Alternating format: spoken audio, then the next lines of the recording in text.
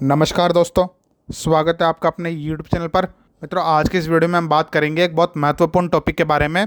मित्रों, ये जो टॉपिक है वो हमारी हाउस कंस्ट्रक्शन की सीरीज़ की वीडियोस में छूट गया था, पर ये इतना इंपॉर्टेंट टॉपिक है कि इसे मेरे को एक डेडिकेटेड वीडियो बनाकर कवर करना पड़ रहा है। तो दोस्तों, आज हम बात करेंगे प्लिंथ बीम के बारे में। पर मित्रों, प्लिंथ बीम के बारे में बात करने से पहले हमें ये जानना होगा कि प्लिंथ लेवल किसको कहते हैं। मैं आपको एक मोटा मोटा ओवरव्यू दे देता हूँ। बाकी इस चैनल पर मैंने उसके बारे में वीडियोस बना रखी है कि वो लेवल कितना होना चाहिए, क्यों होना चाहिए। आप उन वीडियोस को चेकआउट कर सकते हैं, पर इस वीडियो के खत्म होने के बाद जाइएगा। तो मित्रों, अब आते हैं प्लिंथ लेवल पर। दोस्तों, प्लिंथ लेवल एक प्रकार से आपका वो लेवल होता है जिस पर आपकी घर की कुर्सी, मतलब आपके घर का फ्लोर स्थापित होता है। तो आपने दोस्तों देखा होगा कि घर को एक पर्टिकुलर हाइट पर बनाया जाता है, जैसे 2.5 फीट हो गया, 3 फीट हो गया, 4 फीट हो गया। तो दोस्तों, ये हाइट इसलिए मेंटेन की जाती है ताकि हमारे घर में इजीली पानी या कोई कचरा एंटर ना हो पाए। ओके फ्रेंड्स, मतलब आप एक ओवरव्यू समझ गए होंगे कि जिस लेवल पर हमारा फ्लोर होता है उसे हम प्लिंथ लेवल कहते हैं। आप एक प्रकार से इसको फ्लोर लेवल भी कह सकते हैं। ग्राउंड लेवल से ये आप जितना रखना चाहेंगे उतना ऊपर हो सकता है। खैर, अब आते हैं प्लिंथ बीम पर। तो दोस्तों, जैसा कि नाम से ही पता लग रहा है, प्लिंथ लेवल से ही जुड़ी होती है प्लिंथ बीम, क्योंकि दोस्तों ये उसी फ्लोर लेवल पर बनाई जाती है, इसलिए इसको प्लिंथ बीम कहते हैं। तो दोस्तों, अब आप लोग कहेंगे कि सर आप इसको बहुत इंपॉर्टेंट बता रहे थे, तो इसमें ऐसा क्या इंपॉर्टेंट है, क्या प्लिंथ बीम का कंस्ट्रक्शन करना इतना अनिवार्य है? तो दोस्तों, मैं ये कहूँगा कि आजकल के मॉडर्न युग में इसका कंस्ट्रक्शन करना बिल्कुल अनिवार्य है। उसके पीछे कई सारे कारण हैं, जैसे कुछ कारण मैं आपको बता देता हूँ। पहला कारण कि यह आपके स्ट्रक्चर को बहुत हद तक जकड़ के रखती है, एक प्रकार से उसको बहुत ज़्यादा मजबूती प्रदान करती है। तो पहला जो हमारा पॉइंट है स्ट्रक्चर के पॉइंट ऑफ व्यू से, यह बहुत ज़्यादा इंपॉर्टेंट है, क्योंकि दोस्तों प्राकृतिक आपदा के समय हो या सेटलमेंट के समय हो, हमेशा ये जो बीम होती है हमारे घर के स्ट्रक्चर को जकड़े रखती है और उसे बहुत ज़्यादा स्ट्रेंथ प्रदान करती है। आप एक प्रकार से ये कह सकते हैं कि चारों कॉलम को आपस में बांधे रखती है। और इसका दूसरा जो कि मोस्ट इंपॉर्टेंट फीचर है वह है कि ये आपकी दीवारों में सीलन आने से बचाता है। समझाता हूँ कैसे। दोस्तों, जो आपका ग्राउंड होता है उससे आपकी दीवारें मॉइस्चर कैच करती है।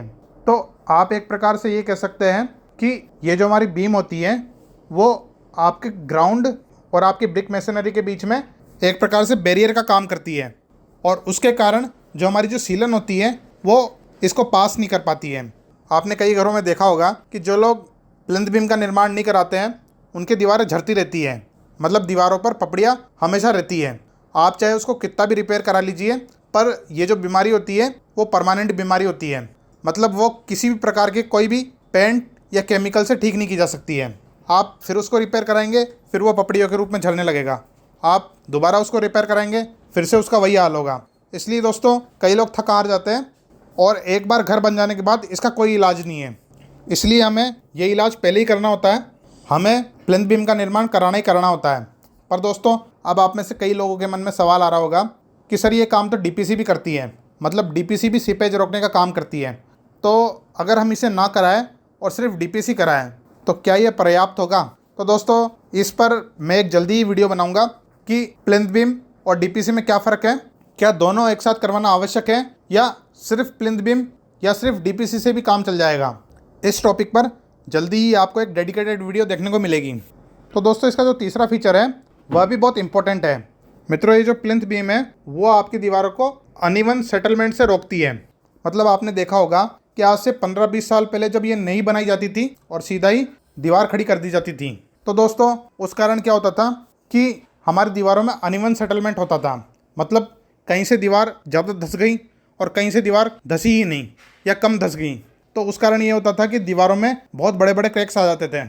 आपने कई घरों में देखा होगा जहाँ आपको इस प्रकार के सेटलमेंट क्रैक देखने को मिलेंगे। तो दोस्तों, ये क्या करती है, आपके जो ब्रिकवर्क का लोड है वो इक्वली कॉलम्स में डिस्ट्रीब्यूट करती है और कॉलम से होता हुआ वह लोड हमारी फाउंडेशन में जाता है। इससे अनइवन सेटलमेंट होने की संभावना बिल्कुल ना के बराबर होती है, यहाँ तक कि इससे अनइवन सेटलमेंट बिल्कुल नहीं होता है, क्योंकि दोस्तों ब्रिकवर्क का सारा भार इस बीम पर होता है।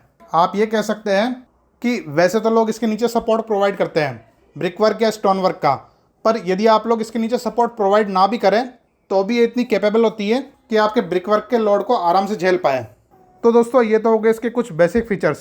अब यदि हम इसको डीप में ले जाना चाहें कि इसमें कितने mm के बार लगने चाहिए, कितनी दूरी पर लगने चाहिए, तो दोस्तों वो वीडियो बहुत लॉन्ग हो जाएगी उन टॉपिक्स पर मैं आपको छोटी छोटी वीडियो लाता रहूँगा, इसलिए चैनल को सब्सक्राइब कर लीजिए। तो मित्रों, अब आते हैं ऐसी कुछ बेसिक गलतियों पर जो कि लोग अक्सर कर देते हैं, या यूँ कहे कि लोग नहीं करते लेकिन ठेकेदार कर देते हैं। तो उनमें से पहली गलती जो है वो है कि लोग ठेकेदार के भरोसे इसका कंस्ट्रक्शन छोड़ देते हैं। जबकि दोस्तों, आप जब भी प्लिंथ बीम का निर्माण करें उस समय एक स्ट्रक्चर इंजीनियर का साइट पर होना बहुत अनिवार्य है, क्योंकि वही इसके सरिये को कॉलम के साथ अटैच कर सकता है। अन्यथा यदि आपने यह काम बिना स्ट्रक्चर इंजीनियर के करवाया तो हो सकता है वह कॉलम के साथ सही तरीके से इसे अटैच ही नहीं कर पाए, तो हमारे बहुत सारे पर्पज़ रह जाएंगे। ना तो ये बीम फिर सही से लोड डिस्ट्रीब्यूट कर पाएगी और ना ही प्राकृतिक आपदा में इतनी सहायक हो पाएगी। एक प्रकार से आप ये कह सकते हैं कि यह हमारे लिए एक फैंसी चीज़ हो जाएगी, जो कि दिखने में तो बड़ी अच्छी लग रही है पर वो आपके इतना कोई काम नहीं आएगी स्ट्रक्चर पॉइंट ऑफ व्यू से। तो दूसरी जो सबसे बड़ी गलती होती है वो होती है कि दोस्तों, जब हम फिलिंग करते हैं मिट्टी की तो कई लोग क्या करते हैं कि जो फिलिंग का लेवल है वो बीम से ऊपर कर देते हैं, क्योंकि दोस्तों वो विश्वास करते हैं ठेकेदार पर। अब ठेकेदार को इतना तो नॉलेज होता नहीं है कि मिट्टी का लेवल कहाँ तक रखें। इसलिए दोस्तों, मैंने कई लोगों की ये प्रॉब्लम देखी है कि उनके प्लिंथ बीम का निर्माण करवाए बाद में भी सीलन प्लिंथ बीम को सरपास कर जाती है। तो दोस्तों, इसका सबसे बड़ा कारण यह है कि यदि आपका मिट्टी का लेवल आपकी ऊपर की जो ब्रिक मैसनरी है, मतलब जो चिनाई है, उसको छुएगा तो जो आपकी ईंटें होगी वो ग्राउंड से मॉइस्चर गेन कर लेगी। और हमें इसी कॉन्ट्रैक्ट को रोकना था, तभी तो हमने प्लिंथ बीम बनाई थी।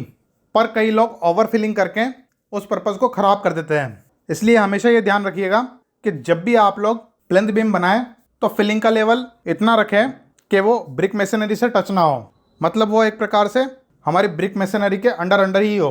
अगर ऐसा नहीं होगा तो जो सीपेज है वो ग्राउंड से क्लाइम कर जाएगी और इस चीज़ का फिर कोई इलाज नहीं है।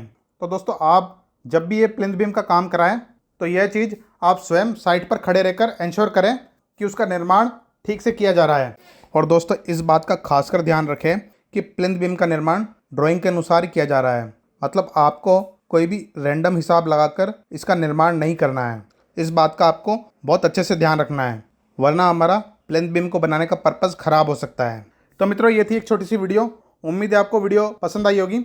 इसी के साथ मैं ऐड कर दूं कि आप premiumkapde.com पर जाकर सिर्फ 999 रुपीज़ में 3 कोई भी प्रीमियम कॉटन टी शर्ट खरीद सकते हैं। यहाँ आपको बहुत ही ज़्यादा अट्रैक्टिव डिज़ाइंस मिल जाएंगे। इसमें डिलीवरी चार्ज फ्री है और उसके साथ साथ आपको कैश ऑन डिलीवरी का भी ऑप्शन मिलता है। तो दोस्तों, इसलिए मैं आपको कहूँगा कि यदि आप परचेजिंग ना करें तो कम से कम एक बार विजिट ज़रूर करें। इस वेबसाइट का लिंक आपको डिस्क्रिप्शन में मिल जाएगा, तो अभी जाकर चेकआउट करें। तो दोस्तों, इसी के साथ वीडियो को यहीं समाप्त करते हैं। मैं मिलूंगा आपसे अपनी नेक्स्ट वीडियो में। तब तक के लिए जय हिंद, वंदे मातरम।